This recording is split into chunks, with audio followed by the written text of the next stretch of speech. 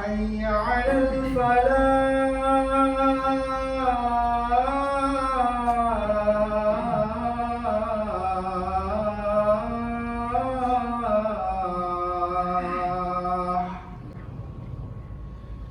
الله أكبر الله أكبر لا إله إلا الله. إن الحمد لله نحمده ونستعينه ونستغفره ونعوذ بالله من شرور أنفسنا ومن سيئات أعمالنا. من يهده الله فلا مضل له ومن يضلل فلا هادي له. أشهد أن لا إله إلا الله وحده لا شريك له وأشهد أن محمدا عبده ورسوله لا نبي ولا رسول بعده. قال الله تعالى في كتابه الكريم: يا أيها الذين آمنوا اتقوا الله حق تقاته ولا تموتن إلا وأنتم مسلمون. وقال تعالى: يا أيها الناس اتقوا ربكم الذي خلقكم من نفس واحدة وخلق منها زوجها وبث منهما رجالا كثيرا ونساء واتقوا الله الذي تساءلون به والأرحام إن الله كان عليكم رقيبا. وقال أيضا: يا أيها الذين آمنوا اتقوا الله وقولوا قولا سديدا يصلح لكم أعمالكم ويغفر لكم ذنوبكم ومن يطع الله ورسوله فقد فاز فوزا عظيما. معاشر المسلمين أعزني الله وإياكم، فإن أصدق الحديث كتاب الله وخير الهدى هدى محمد صلى الله عليه وسلم وشر الأمور محدثاتها فإن كل محدثة في دين الله بدعة وكل بدعة ضلالة وكل ضلالة في النار. أما بعد. Yang pertama dan yang paling utama, kita panjatkan puji syukur kita kepada Allah Subhanahu wa taala atas limpahan nikmat yang begitu banyak, limpahan nikmat yang begitu besar, kesempatan untuk berbuat baik yang begitu banyak. Tapi banyak dari kita yang masih melalaikan kesempatan-kesempatan tersebut. Allah Subhanahu wa taala sampaikan. Dan ayat ini terus berulang. Mungkin di setiap pekannya kita dengarkan ayat ini. Tapi di setiap pekan juga kita lalai dalam mengamalkannya. Allah sampaikan, la in syakartum la azidannakum wa la in kafartum inna adzabi lasyadid. Kalau seandainya kalian bersyukur atas nikmat-nikmat yang telah diberikan kepada kalian, niscaya Allah akan tambah. Kalau kita bersyukur, ya, para jamaah, kita bisa beribadah dengan baik, kita bisa melaksanakan amanah dengan baik, pekerjaan, kepala rumah tangga dan lain sebagainya. Kita bersyukur kepada Allah Subhanahu wa taala, maka Allah akan tambah. Tambah apa? Motivasi ibadahnya, ya, menjadi ayah yang baik, menjadi pekerja yang baik, menjadi seseorang yang menjalankan amanahnya dengan baik. Kalau bersyukur kepada Allah Subhanahu wa taala. Kebanyakan dari kita bersyukur hanya di bagian duniawi saja. Harta, kesehatan, hanya situ. Sedangkan di dalam ibadah kita jarang bersyukur. Salah satunya sekarang kita bisa salat berjamaah di masjid, di salah satu rumahnya Allah Subhanahu wa taala. Ini amat yang besar. Banyak saudara-saudara kita yang belum menyadari kenikmatan ini. Maka dari situ kita pergunakan dengan baik. Luruskan niat kita, ya, hanya untuk Allah Subhanahu wa taala. Jangan sampai wala in kafartum inna adzabi lasyadid. Kalau kau kufur terhadap kenikmatan yang telah aku berikan kepadamu, maka ketahuilah azabku di akhirat kelak itu sangat pedih, kata Allah Subhanahu wa taala. Jadi semua dari kita ini punya kesempatan, ya ikhwah. Semuanya. Kesempatan beramal saleh, kesempatan bertaubat, kesempatan menabung amal-amal saleh untuk di akhirat kelak. Tapi tidak semua dari kita menggunakan kesempatan tersebut dengan baik. Allah Subhanahu wa taala sampaikan dalam Al-Qur'an, "Wal tanzur nafsum ma qaddamat lighad." Dan awal ayat ini Allah Subhanahu wa taala mengungkapkan, ya ayyuhalladzina amanu, wahai orang-orang yang beriman, ittaqullah, Bertakwalah kalian kepada Allah Subhanahu wa taala. Wal tanzur nafsum ma qaddamat lighad. Dan lihat diri-diri kalian. Amalan-amalan kalian. Apa yang sudah kalian persiapkan untuk hari pembalasan kelak apa? Coba kita lihat diri kita. Salat kita pas-pasan. Puasa kita pas-pasan. Tapi lisan kita mudah berucap yang tidak baik, mudah bermaksiat kepada Allah. Hati kita apalagi waliyullah. Kita lihat diri kita. Kita semua nanti akan disidang oleh Allah Subhanahu wa taala kita, satu-satu oleh Allah Subhanahu wa taala dengan tirai. Dan Allah akan tanya semuanya. Dulu waktu yang telah aku berikan di kehidupanmu kau gunakan untuk apa? Dulu harta yang aku berikan kepadamu kau keluarkan untuk apa? Dulu kesehatan yang aku berikan kepadamu kau gunakan untuk melakukan hal yang baik atau yang buruk. Atau kama qala Nabi sallallahu alaihi wasallam. Semua dari kita akan berhadapan dengan Allah Subhanahu wa taala mempertanggungjawabkan apa yang telah kita kerjakan. Dan nasihat ini sampai telinga kita. Ya, ini menyentuh hati kita semuanya. Bahwasanya kita semua akan meninggalkan dunia ini dan kita akan berpisah dengan kehidupan. Allah sampaikan dalam Al-Qur'an. Kullu nafsin dha'iqatul maut. Seluruh yang hidup, seluruh yang bernyawa semuanya pasti akan mati. Kita lagi ngantri ya ikhwah. Mungkin ana duluan belum kalian. Atau mungkin nanti sore, atau mungkin nanti malam, atau mungkin besok, lusa, minggu depan dan lain sebagainya. Kita semua akan bertemu dengan Allah Subhanahu wa taala. Apa bekal apa yang sudah kita persiapkan? Ya. Sedangkan kita tidak mau meninggalkan keluarga kita, istri kita, anak-anak kita, saudara-saudara kita yang kita cintai semuanya. Kita tidak mau meninggalkan mereka dalam keadaan yang kekurangan, nggak punya tempat tinggal, nggak punya persediaan makan, nggak punya tabungan. Tapi masa kita lupa sama diri kita yang nantinya akan ada hari pembalasan. Ya. Allah sampaikan dalam Al-Quran, "Faman ya'mal mithqala dzarratin khairan yarah, wa man ya'mal mithqala dzarratin syarran yarah." Semuanya atau siapa saja yang mengamalkan amal saleh sebaik apapun atau sekecil apapun, seremeh apapun, tapi itu amal saleh, maka dia akan melihat balasan kebaikan. Dan sebaliknya orang-orang yang melakukan keburukan sekecil apapun, seremeh apapun keburukannya, dia kelak akan melihat balasan keburukan. Kita kalau melakukan keburukan ya ikhwah, kita dapat catatan buruknya, dapat dosanya. Tapi kalau kita melakukan kebaikan, ini banyak godaannya, banyak syaitannya. Kita sholat gampang ria, ingin dilihat orang, ingin dipuji orang. Ya, kita berangkat bukan karena Allah Subhanahu wa taala. Sedangkan kalau kita melakukan keburukan, kita pasti mendapatkan apa? Catatan keburukan. Tapi kalau kita melakukan amal soleh, bisa jadi amal soleh yang kita lakukan tidak diterima oleh Allah Subhanahu wa taala karena keikhlasan kita rusak. Sekarang pertanyaannya, keikhlasan itu apa? Banyak dari kita yang sering mengucapkan itu atau sering mendengar hal itu. Ikhlas, ikhlas, ikhlas, ikhlas. Apa itu ikhlas?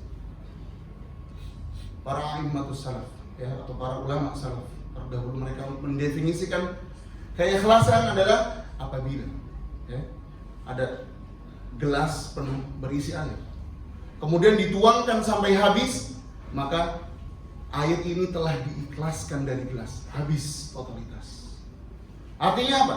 Ketika kita melakukan ibadah sholat, puasa, bersedekah, melakukan amal baik apapun, semuanya tujuannya hanya untuk Allah Subhanahu wa ta'ala. Harus itu.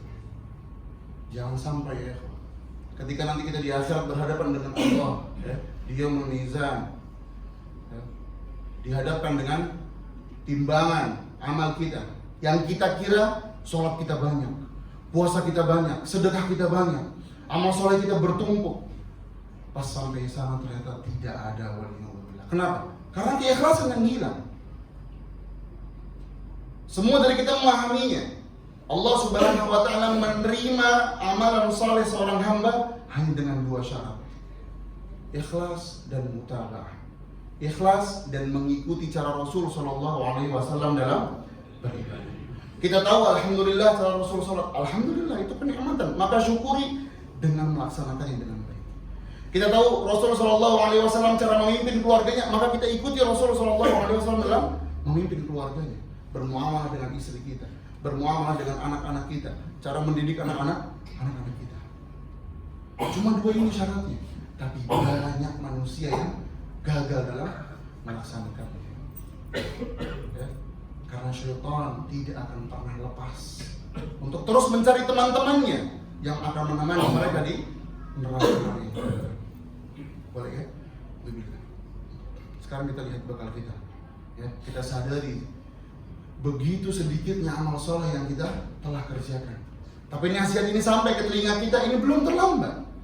Rasulullah SAW menjelaskan dalam hadisnya, ada orang yang hidup puluhan tahun, kemudian di akhir hayatnya, ya selama puluhan tahun ini beliau melakukan amal baik, amal soleh, tidak pernah bermaksiat. Tapi di akhir hayatnya dia bertemu dengan seorang perempuan, dan bersama orang perempuan tersebut hanya beberapa hari, yang menghancurkan nilai-nilai agama puluhan tahun yang dia tabung.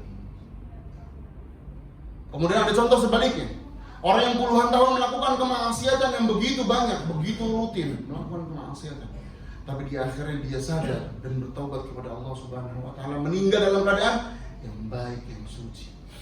Dosa puluhan tahun Allah ampuni dengan mudah. Kalau kita punya gambaran ya, tentang Allah Subhanahu wa Ta'ala, sebagai seorang ahlu sunnah, ini harus meyakini Allah itu maha mengampuni seluruh dosa apapun, walaupun kesyirikan. Allah akan mengampuni dosa kesyirikan selama pelakunya masih hidup dalam bertaubat. Semua dosa apapun ya. Tapi banyak dari kita yang akhirnya lalai. Nanti aja tobatnya, nanti sore aja, nanti malam aja, besok aja, entar aja kalau udah tua. Siapa yang menjamin kita masih hidup sampai waktu tersebut? Siapa?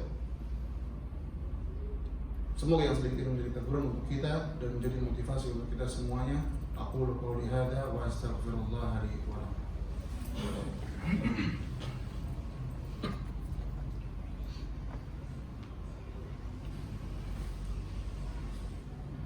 Alhamdulillahi ala ihsani wa syukru lahu ala taufiqihi wa amtinanihi. Ashhadu an la ilaha illallah ta'ziman li sya'nihi wa ashhadu anna Muhammadan abduhu wa rasuluhu ad-da'i ila ridwanihi. Wassalatu wassalamu ala nabiyyina Muhammadin sallallahu alaihi wasallam wa ala alihi wa ashabihi wa man tabi'ahum bi ihsanin ila yaumil liqa'i, amma ba'd. Ma'asyiral muslimin azani Allah wa iyyakum. Sebenarnya ketika kita memahami konsep atau manhaj Ahlus Sunnah wal Jamaah dalam menjalani kehidupan ini mudah, sangat mudah. Rasulullah SAW sampaikan, ad-dinu yusrun, agama itu mudah. Cuma seakan-akan kita di zaman sekarang kayaknya susah banget cari konsep-konsep beragama yang benar, yang baik. Syekh Ahmad Bazmul hafizahullah ta'ala warah sampaikan dalam risalahnya dalam kitab ini, kunci utama agar kita semangat untuk memahami konsep dalam beragama ini adalah al-i'tisam bil kitabi was sunnah ala manhaji salafus salih. Berpegang teguh kepada Al-Quran dan As-Sunnah dengan cara memahaminya sebagaimana para sahabat, para tabi'in dan para tabi'ut tabi'in memahami Al-Quran dan Sunnah, bukan dengan kita sendiri ya. Bukan dengan kita sendiri, mudah. Tugas kita tinggal apa? Cari guru yang mengajarkan kepada kita sesuai dengan pemahamannya para sahabat, para tabi'in dan para tabi'ut tabi'in. Agama ini mudah. Yang kedua, meyakini ya bahwasanya anna hadhihi as-subul fihi syayatin. Selain jalan ini, selain jalannya Rasul sallallahu alaihi wasallam dan para sahabat ini akan banyak godaan. Ya. Kalau kita tegur saudara-saudara kita yang melakukan keburukan, mereka merasa dirinya dalam keadaan keburukan, tapi mereka menikmatinya. Jadi kita harus meyakini bahwasanya jalan ini jalannya Rasul sallallahu alaihi wasallam, dan cari guru-guru yang meningkatkan ketakwaan. Sekarang kita lihat diri kita, ya, tazkiyatun nufus, lihat diri kita. Kita udah ngaji berapa tahun? 1 tahun, 2 tahun, 5 tahun, 10 tahun. Tambah cinta nggak kita sama Allah? Tambah kenal nggak kita sama Allah? Atau justru kita tambah merasa benar dan menyalahkan orang-orang yang tidak bersama kita? Tambah kenal nggak kita sama Allah? Tambah dekat nggak kita sama Allah? Tambah rajin nggak sholat kita? Tambah mudah nggak lisan kita mendoakan kaum muslimin? Atau justru malah tambah keras hati kita? Atau justru malah tambah sulit hati kita? Atau justru malah tambah susah urusan dunia kita dan urusan agama kita? Urusan ibadah, pemahaman, belajar, sama susah. Cuma dua kemungkinannya. Entah kita yang salah paham ketika belajar di majelis ilmu, atau kita salah memilih guru. Jadi kita lihat evaluasi diri. Kita ngaji berapa tahun? Ya? Tambah kenal nggak sama Allah? Tambah cinta nggak sama Allah? Tambah sayang nggak sama kaum muslimin? Semua kita akan disidang. Semua akan kita disidang bersama Allah Subhanahu wa Ta'ala. Dan Allah kasih clue, Allah kasih bocoran. Ada satu bekal terbaik untuk nanti kalian di akhirat. Wa tazawwadu fa inna khairaz zadi taqwa. Dan berbekallah kalian dengan ketakwaan. Sama seperti keikhlasan. Sering kita dengar takwa, atau sering kita ucapkan takwa. Tapi banyak dari kita belum memahami apa itu ketakwaan. Khatib bin Habib rahimahullah, seorang tabi'in, salah satu murid dari Abdullah bin Mas'ud radhiyallahu anhu, menyampaikan, nah ini definisi takwa yang sangat lengkap. An ta'mal salihan ala nurin min Allah. Ketakwaan adalah kau mengamalkan amal saleh di atas ilmu yang kau miliki. Artinya apa? Di atas ilmu yang Rasulullah sallallahu alaihi wasallam ajarkan. Tarju thawab Allah. Hanya mengharap balasan dari Allah SWT. Dan menjauhi segala hal-hal yang Allah larang. Segala kemurkaan Allah Subhanahu wa Ta'ala kita jauhi dari larangan-larangannya. Takhaf azab Allah. Takut azab Allah Subhanahu wa Ta'ala. Makanya kita jauhi hal tersebut. Jadi jangan sampai kita menjauhi zina karena takut penyakit. Jangan itu. Ya, itu yang kedua, yang ketiga. Yang pertama bukan karena itu. Kita menjauhi zina karena Allah melarangnya. Kita menikah bukan untuk menjaga kita agar normal, bukan. Itu niat kedua, niat ketiga. Niat pertama apa? Allah syariatkan ini, Allah perintahkan ini kepada hamba-Nya, aku melaksanakannya karena Allah Subhanahu wa Ta'ala. Nanti kita akan terbiasa. Sholat bukan karena kita diomelin sama orang tua kita atau sama teman-teman kita, diledek-ledekin, atau karena dilihat anak-anak kita kok ayah nggak sholat. Bukan itu lagi, kita akhirnya berangkat sholat. Karena apa? Kita mengetahui Allah memerintahkan sholat, maka aku berjalan untuk sholat karena Allah Subhanahu wa Ta'ala. Menjauhi keburukan juga karena Allah Subhanahu wa Ta'ala. Maka itu semua ketakwaan. Jadi ketakwaan itu bukan hanya kita sholat, bukan hanya kita puasa, bukan. Seluruh amal saleh yang kita lakukan hanya untuk Allah melalui caranya Rasul Shallallahu Alaihi Wasallam, ini sebuah ketakwaan. Kita meninggalkan larangan Allah dengan caranya Rasul Shallallahu Alaihi Wasallam karena takut azabnya Allah Subhanahu Wa Taala, ini ketakwaan. Ya. Berapa banyak nilai ketakwaan yang bisa kita kumpulkan dalam sehari semalam? Berapa banyak? Cuma kita kadang nggak sadar. Dan syaitan dari kalangan jin ini jalan di pembuluh darah kita. Makanya kalau dengar azan kadang berat badannya, entar dulu deh. Itu syaitan. Makanya kalau sholat kita lebih sering tadi motor udah dikunci atau belum ya. Padahal di luar sholat kita nggak pernah ingat. Itu syaitan. Kita akan terus punya musuh sampai roh dan jasad kita terpisah. Kemudian yang terakhir, yang perlu menjadi perhatian bagi kita semua. Di dalam kehidupan ini kita merawat dua hal. Yang pertama adalah jasad atau fisik. Kita tahu cara merawatnya dengan istirahat, dengan memberi makanan yang baik, dengan berolahraga. Itu cara merawat fisik. Yang kedua kita merawat roh. Roh kita ini kita yang rawat. Makanya banyak orang-orang yang badannya bagus, hartanya banyak, ya, isi jasadnya itu bagus fisiknya, kesehatannya baik, tapi nggak nyaman hatinya. Ya. Dia pergi ke sini, pergi ke sana, nyobain maksiat ini, nggak puas-puas. Dia nggak tahu. Bukan fisiknya, bukan pikirannya yang sedang gundah, apa? Roh yang sedang gundah. Terus apa makanannya roh, Ustaz? Makanannya adalah ibadah.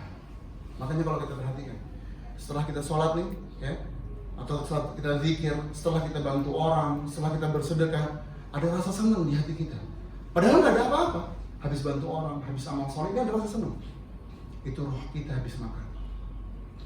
Ya. Jadi nantinya kalau kita sedang kalah dengan godaan para syaitan, ya akhirnya kita lalai sama Allah, langsung ambil kesempatan untuk beramal soleh, minimal zikir. Apa akhirnya roh kita tenang dan kita bisa melaksanakan ibadah dengan baik. Kemudian yang terakhir Allah sampaikan dalam Al-Quran, wasari'u ila maghfiratin min rabbikum wa jannatin arduha as-samawati wal ard u'iddat lil muttaqin. Dan bersegeralah kalian, ya, menuju ampunan Allah Subhanahu wa taala. Jangan ditunda-tunda. Kalau siang ini tidak ada kesempatan untuk meminta ampun siang ini. Nanti sore kalau misalnya maksiat lagi gimana? Minta ampun lagi. Jangan percaya sama orang-orang yang bilang tobatnya bohongan, nanti juga maksiat lagi. Jangan percaya. Rasulullah SAW sampaikan, kullu bani Adam khata wa khairul khata'in at-tawwabun. Seluruh anak Adam adalah pelaku kesalahan. Artinya apa? Kesalahan yang terus-menerus dia akan lakukan selama hidupnya. Ya? Bukan berarti tobatnya di akhir ujung hidup. Nggak ada yang tahu kita kapan meninggal. Ketika kita mengingat Allah dan kita ingat kita harus tobat, segera langsung bertobat. Semoga dari tobat itu, dari tobat kita yang banyak itu banyak menghapuskan dosa-dosa kita. Semoga yang sedikit menjadi motivasi untuk kita ke depannya, menjadi teguran untuk hati-hati kita. Ya. Jangan biarkan diri kita ini menjadi keras, yang akhirnya mudah lalai sama Allah Subhanahu wa taala, mudah mendatangkan murka Allah wa liyadzubillah. Inna Allah wa malaikatahu yusalluna 'alan nabi ya ayyuhalladzina amanu sallu 'alaihi wa sallimu taslima. Allahumma ighfir lil muslimina wal muslimat wal mu'minina wal mu'minat al ahya'i minhum wal amwat innaka samii'un qaribun mujibud da'wati ya qadiyal hajat. Allahumma innaka 'afuwun tuhibbul 'afwa fa'fu 'anna. Allahumma inna nas'aluka al-huda wat-tuqa wal 'afafa wal ghina. Allahumma inna nas'aluka al-jannah wa na'udzu bika minan nar. Rabbana la tuzigh qulubana ba'da idh hadaytana wa hab lana min ladunka rahmah innaka antal wahhab. Rabbana atina fid dunya hasanah wa fil akhirati hasanah wa qina adzabannar. Wa sallallahu ala nabiyyina Muhammad wa ala alihi wa sahbihi wa sallam.